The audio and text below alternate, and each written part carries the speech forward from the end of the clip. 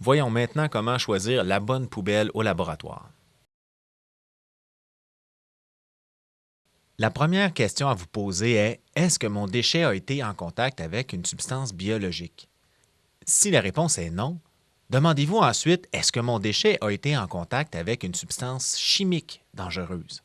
Si c'était le cas, vous devriez récupérer la substance chimique et rincer adéquatement l'objet en jetant aussi le liquide de rinçage dans le contenant de récupération. Maintenant, il reste une question à vous poser, c'est: est-ce que l'objet peut perforer un sac de poubelle? Par exemple, si l'objet est tranchant, piquant ou coupant. Si la réponse est non, vous allez jeter tout simplement l'objet dans une poubelle standard. Si l'objet pouvait perforer le sac, vous devriez le jeter dans une boîte privée à cet effet. Par exemple, la boîte en dessous de l'évier en biochimie. Maintenant, si votre déchet avait été en contact avec une substance biologique comme par exemple du sang ou du sérum, vous devriez vous poser la question suivante. Est-ce que l'objet peut perforer un sac de poubelle? Si l'objet ne peut pas perforer le sac, vous allez tout simplement le jeter dans la poubelle orange biologique. Par contre, si l'objet peut perforer le sac, vous allez devoir le jeter dans la poubelle rigide biologique. Voyons maintenant quelques mises en situation.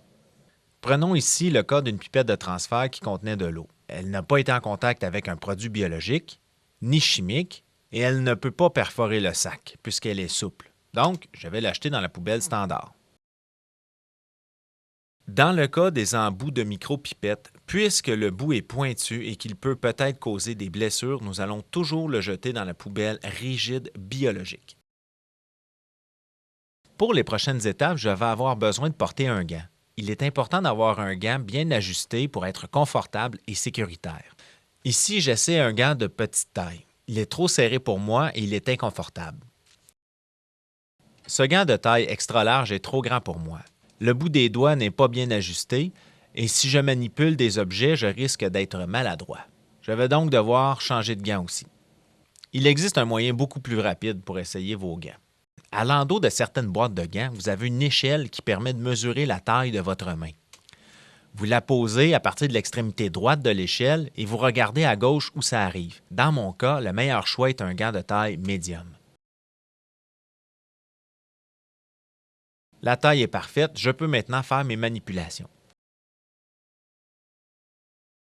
Ici, je vais devoir récupérer un produit chimique. Alors, avec ma main gantée, je manipule le produit chimique et la bouteille de récupération.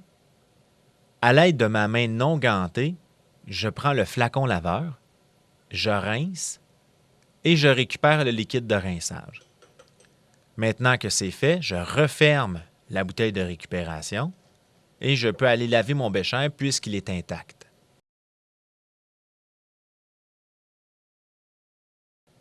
Maintenant, ici, je vais pipetter du sang. Notez que c'est ma main non gantée qui tient la pipette et ma main gantée essuie la pointe. Maintenant, mon papier est en contact avec du sang. Je dois le jeter dans une poubelle biologique. Mais le papier ne peut pas perforer le sac.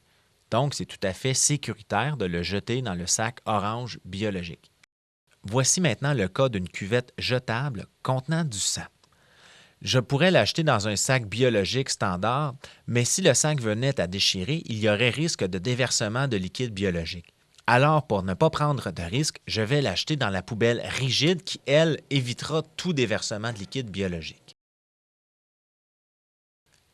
Pour enlever votre gant de façon sécuritaire, vous allez glisser votre pouce sous la paume de votre gant. Ainsi, l'extérieur souillé de votre gant se retrouve à l'intérieur. Maintenant, le gant qui a été en contact avec du sang doit aller dans une poubelle biologique. Mais le gant, évidemment, ne peut pas déchirer le sac, donc le sac orange biologique fera l'affaire. Voilà, c'est tout pour aujourd'hui. J'espère que ces petits trucs vont vous aider au labo. Passez une bonne journée.